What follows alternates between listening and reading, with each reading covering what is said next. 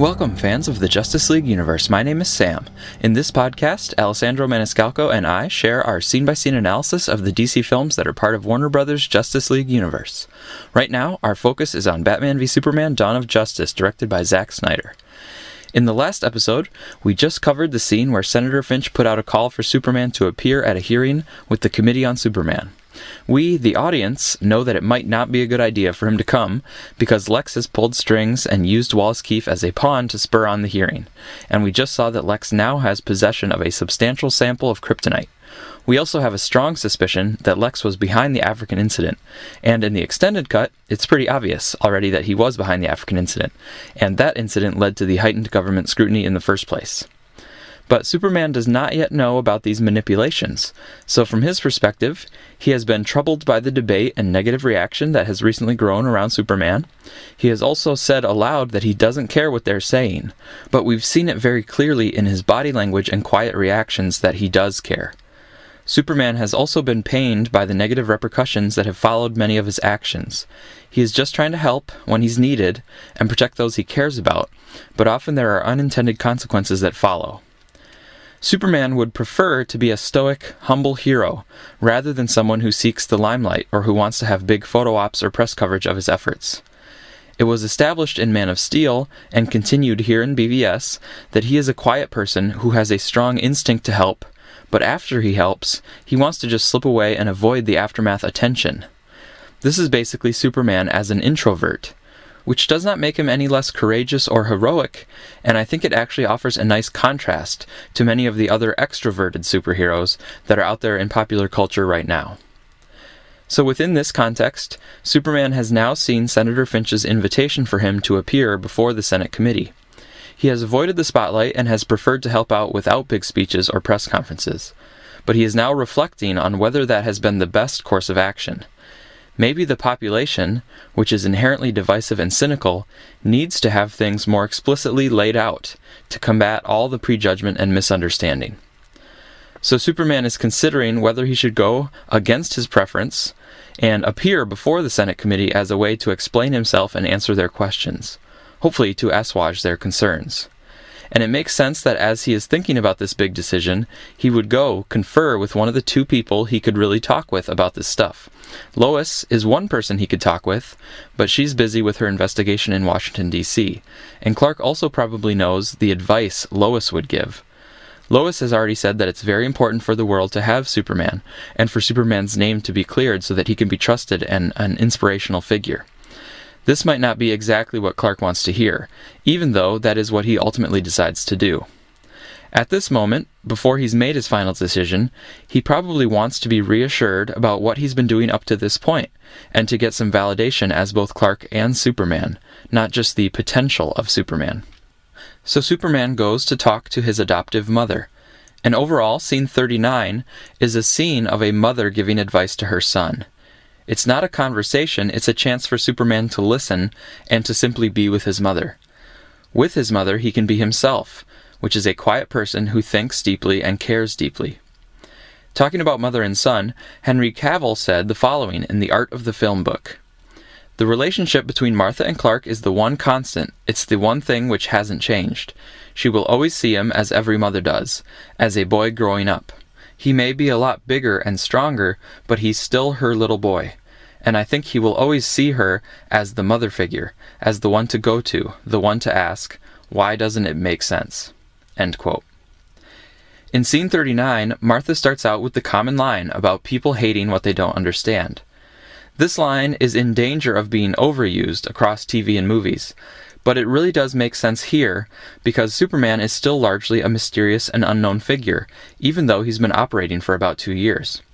Because people don't know his full story or his total motivations, it allows them to stoke fears and descend into divisiveness, xenophobia, and prejudice. Martha continues, but they see what you do and they know who you are. This line is funny to me because it's like a preemptive slam on the haters who have criticized BVS for the limited number of spoken lines that Superman had. Martha is trying to have some faith in humanity that they see actions more than words, and that they don't just jump to conclusions or don't just need someone loud, like a blowhard, who says things that sound strong on the surface, but are actually hollow or contradicted by how that person has lived his life. Unfortunately, in the movie universe and in our real world, Martha is not entirely right. People are prejudicial and are swayed by words over deeds a lot of the time. And if a public figure doesn't take control of their own narrative and public image, the news media and social media might run off with it in negative directions. But back to Martha. You're not a killer. Again, this is metatextual because many people after Man of Steel were complaining about Superman killing Zod. Martha, and vicariously the filmmakers, are reiterating that he's not a killer, even though he was forced to kill Zod in that situation. Now, a rebuttal to Martha would be that she is not exactly a neutral observer. She's biased, and of course is going to see the best in her son. And I think that's the point of this scene. She hits several beats, all of which are supportive of her son.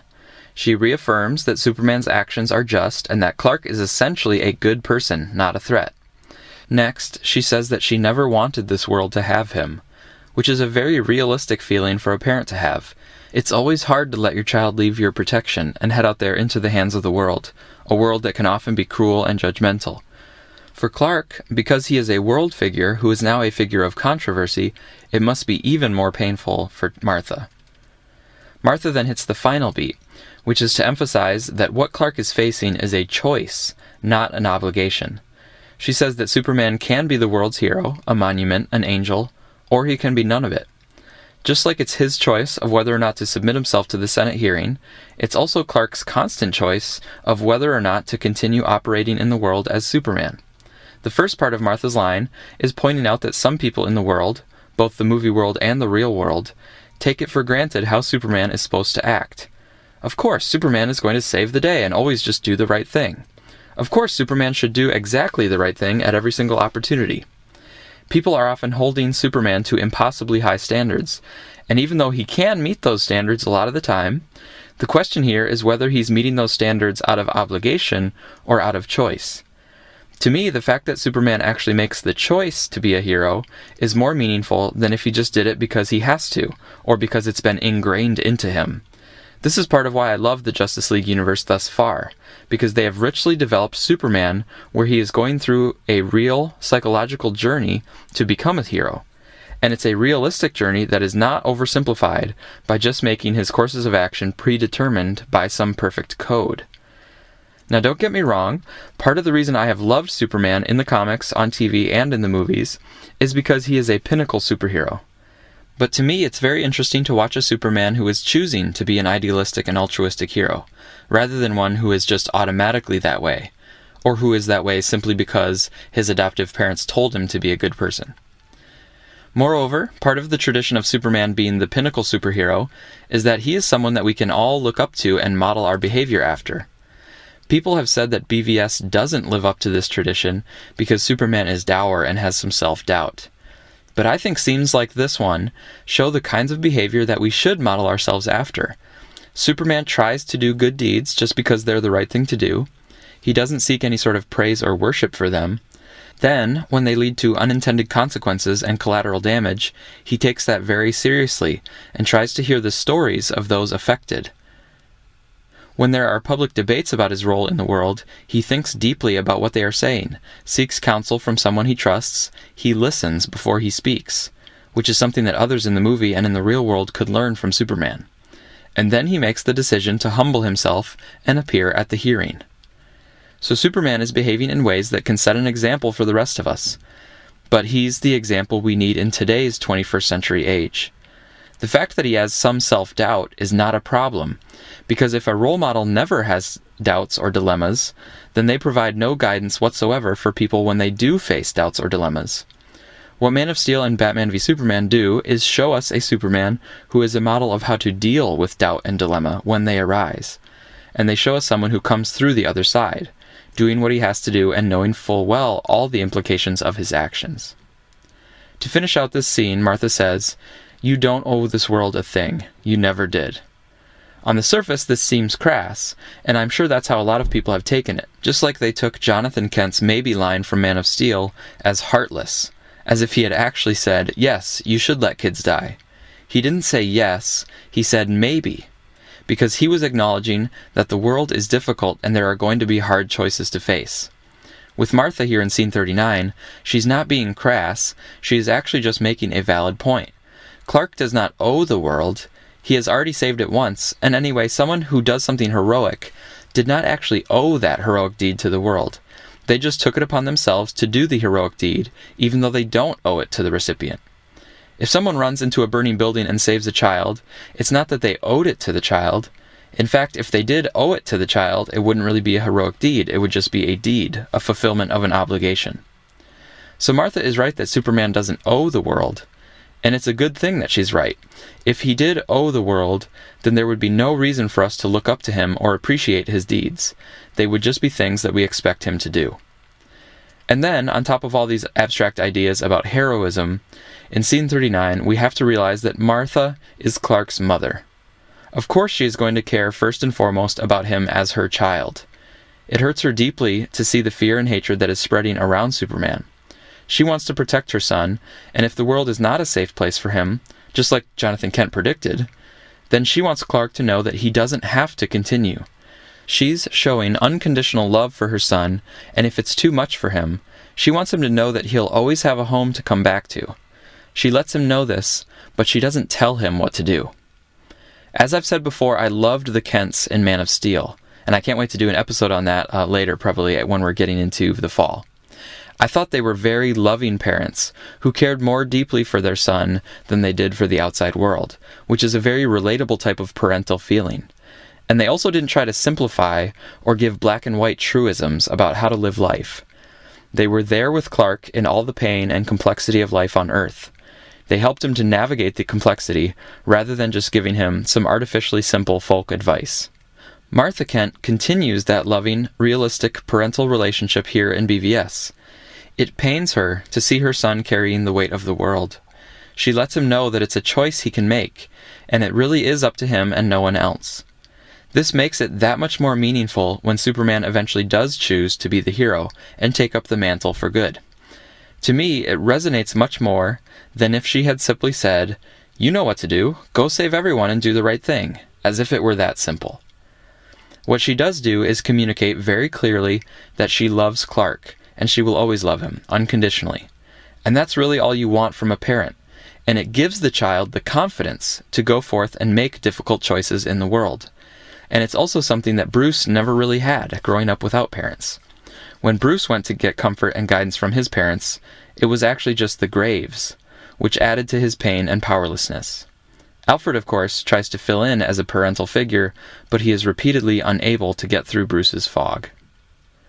Moving on to scene 40, we see the next step in Lois's investigation of the bullet, and the investigation of the African incident that started all this negativity towards Superman. She wants to clear Superman and understand the truth of what is happening. In the extended cut, Lois does a bit more of this investigating herself, but here she has used her contact and her trust in Secretary Swanwick to make progress. Swanwick joins her on the Riverside bench and tells her what CI, or Central Intelligence, has found out about the bullet. In the theatrical cut, this is where we find out that Lex was behind the Nairobi incident. And I think this is a nice part about the theatrical cut, that we get confirmation about Lex's hand in it all at the same moment that Lois does. In the extended cut, it's great to see more of Lois's investigating, but because the African frame job was so much more explicit in the extended cut, we already knew it was Lex from the beginning, and we were just waiting for Lois to catch up. The fact that the bullet was created by LexCorp implies that LexCorp is working on secret research and development projects, unquestionably at Lex's whims, and likely in pursuit of creating weapons which can stop metahumans. Not only does this make sense, given LexCorp has developed this weaponry, and he need only reach into his own company's supply of weapons, but it also ensured that Lex could not be implicated without the US government being implicated. The CIA was also there, unofficially involved in the sensitive African Civil War. So Lex knows he's protected because the government isn't going to expose him lest they be exposed. Indeed, this is exactly what we see as Swanwick refuses to go public with the information, which limits Lois's ability to prove anything. The Pentagon and the intelligence agencies at this point are willing to let Superman take the flak to protect their own involvement in Africa, where the U.S. is supposed to be neutral. And in doing so, they also protect Lex. We talked about the bullet in a previous episode where, because it's such a specialized tech, certain channels are going to have to be used to trace where it came from, and Lex is very likely to be monitoring those channels to see who is investigating the African incident. So now that Lois has gotten a definitive answer on the bullets, we should also assume that Lex knows people are investigating it. But there's actually a bigger revelation here than Lois finding out about Lex's involvement in Africa, which she knows makes Lex partially responsible for all the heightened scrutiny and protesting against Superman. The bigger moment, which was emphasized beautifully by Zack Snyder's directing and the editing, was when Lois realizes that Lex also knows Superman's secret identity. This shows that Superman is in even more danger than they realized before. And because of Lois's close relationship with him, this is of course very troubling for Lois. It's also troubling for her to realize that she played an indirect part in luring Superman into the trouble in Africa. And if Clark didn't have his relationship with her, she wouldn't have been an effective form of bait. But this is part of a nice character arc for Lois, as she gets to redeem herself later by getting in between Batman and Superman at the end of their fight. Also, in the extended cut, she redeems herself with the investigation of the Capitol bombing. I think it's important to note here that Lois is pretty quick with her deductions. We should all remember this for later when she makes a mental connection between Doomsday and the Kryptonite Spear. It's been amazing how many people have called that a plot hole when Lois goes back to get the spear. It's not a plot hole, it's just a smart character figuring out the same thing that Batman and Superman figured out. Namely, that Doomsday came from the scout ship and so is probably Kryptonian, and therefore the Kryptonite Spear would probably be an effective weapon. Now, although Alessandro and I both love this movie, we are not blind to some of the inconsistencies or places that could have been improved. In this scene, it seems like as soon as Lois discovers that Lex knows Superman's secret, she would warn everyone who is a part of that secret. So she would try to tell Clark right away about Lex. And although she doesn't get a chance to talk to Clark until after the Capitol bombing, even then, she doesn't tell him about Lex. Now, we might be able to overlook this omission because she only saw him for a few moments, and they were dealing with the aftermath of the bombing. But it also seems like Lois should have called and warned Martha. Maybe she did, but they didn't show it on screen, and it didn't seem like Martha had been warned when she gets abducted. So it seems safe to assume that Lois did not warn her, which I think is a bit out of character. So that's a little mistake, but it's minor, and it doesn't have any direct bearing on the themes and character arcs of the movie. It only affects the story. Finally, we're going to cover scene 41 really quickly. This is all the little lead-ups to the Capitol hearing. We see Soledad O'Brien interviewing Wallace Keefe. This allows us to see that Lex has helped get Wallace cleaned up. It reminds the audience that Wallace has the wheelchair from Lex, which will of course be very important in the next scene. And the interview with Wallace also allows him to reiterate his position about Superman not being a hero, because he won't actually get to testify later at the hearing. We see Bruce Wayne watching the coverage of the Senate hearing, and he sees Wallace and asks Grace to get Greg up here, please. Note that Grace, Greg, and earlier Jack show a pattern that Bruce interacts with his employees by first name. It implies that he has a positive and personal working relationship. This was also shown when Bruce was there in Metropolis helping Wallace, and he right away learned his name and called him Wally. Here in scene 41, Bruce recognizes Wallace as a former employee and a victim of the BZE, so he asks Greg why Wallace hasn't been getting the checks from Wayne Enterprises, or possibly it's from a Wayne Foundation that's helping victims of the Metropolis attack. Greg says that he has been getting the checks every month and returns them. Bruce looks through the checks and sees the disturbing messages, including one that Pulp Cultura was especially thrilled about. I am your ghost. Because ghosts that further flame the main character's vengeance are a typical part of a revenge tragedy story. Bruce asks why he hasn't seen these before, and Greg says he'll get to the bottom of it. Of course, later on the helipad, we find out that Lex is at least partially behind these returned checks and the disturbing messages. But it's a bit of an open question about how much Lex was involved. One possibility is that Lex has been planning to spur on the Batman-Superman fight for at least 8 months or so, intercepting the checks way back then and returning them either month by month or all at once just before this Capitol hearing. Greg had said that Keefe had been returning them, which makes it sound like Keefe was returning them individually each month. But I think Greg was unaware of the return checks until just now, because now Keefe is getting the media attention. So Greg went and looked into Keefe's file and found all the return checks, and then assumed that they'd been returned all along, when really they may have been just returned recently. Another possibility, although I admit it's more of a stretch, is that Lex had previously infiltrated the Wayne Victim Relief Fund and found out who the recipients were, and maybe Lex identified some, like Wallace Keefe, who seemed to have resentment and extreme anger towards Superman. Then Lex may have intercepted their checks to fan those flames, or to make them needy later, when Lex could come in and offer some support and use them as pawns in whatever Lex's plans end up being. So maybe Lex started shaping Keefe, not knowing exactly how he would eventually use him. And then after Finch denied the import license, Lex said, "Okay, now I know how I'm going to use Keefe in my scheme." And then, just a couple months ago, he took the checks, scrawled the messages, and sent them back to Wayne to spur Bruce's rage, and decided to use Keefe to exact his revenge on Finch and bring more anger and scrutiny onto Superman through the Capitol bombing. To be fair, I should say that Alessandro is pretty firmly on the side of the first interpretation, that Lex has been manipulating the checks and sending them back for basically 2 years, with a long-term plan to spur Bruce into hatred towards Superman. Alessandro's view is that this is confirmed by the final piece of mail coming in, with the newspaper clipping. Alessandro says that the checks, therefore, didn't come in right at the end because they weren't with the newspaper clipping. But I'm still not so sure. All that the newspaper clipping proves is that there were at least 2 deliveries, one with the checks and a follow-up delivery with the newspaper clipping. But it's still possible that these were only a few days or weeks apart, rather than spread out over months or years. And I actually think it would be riskier for Lex to return the checks every month for 2 years. Because what if Bruce had seen them earlier? He could have seen them right from the beginning and gone and talked to Wallace Keefe and changed the whole trajectory of everything after that.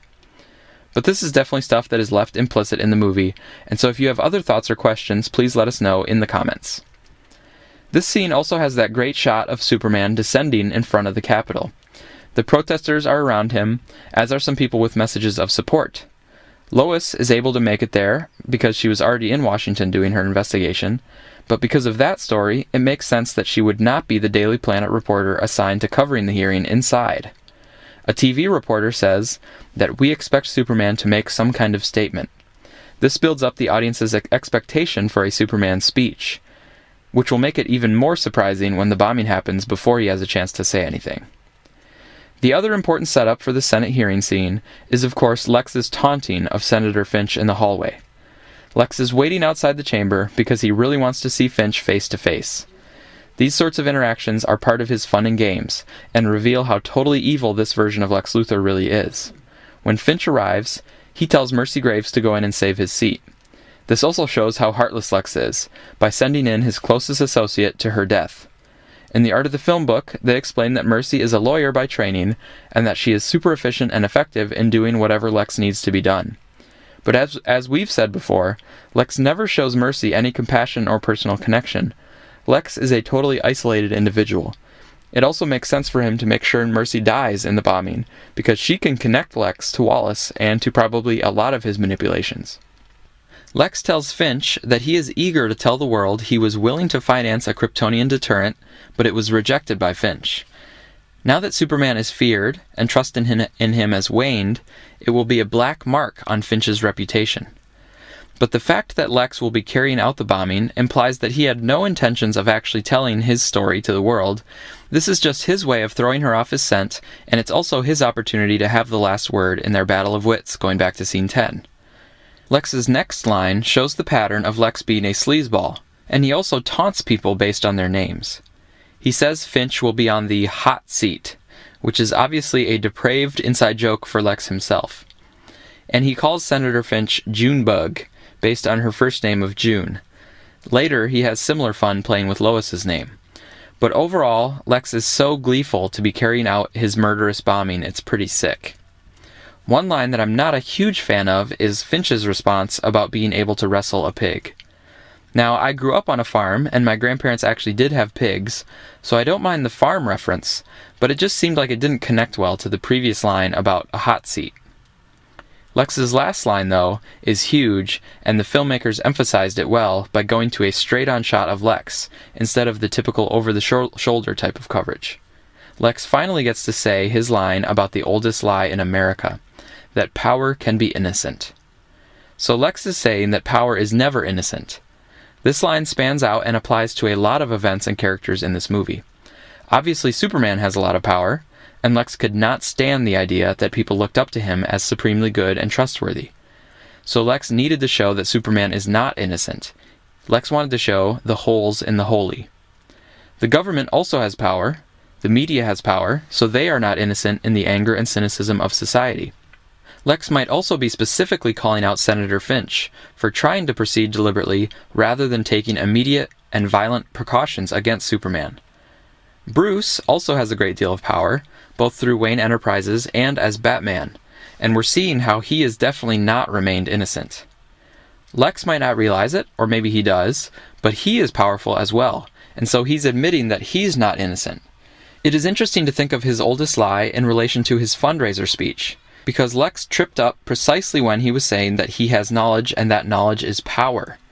So perhaps his mini meltdown was because he doesn't think of himself as powerful, and so he thinks that the oldest lie doesn't apply to him.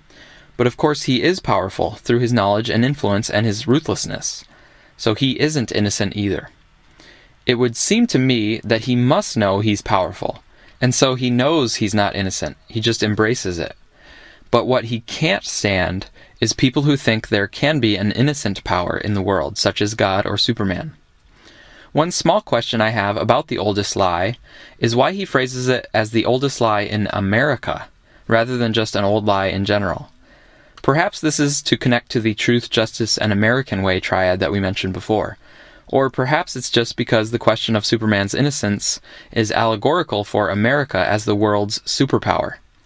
I think Chris Terrio at one point talked about Superman representing America's military might.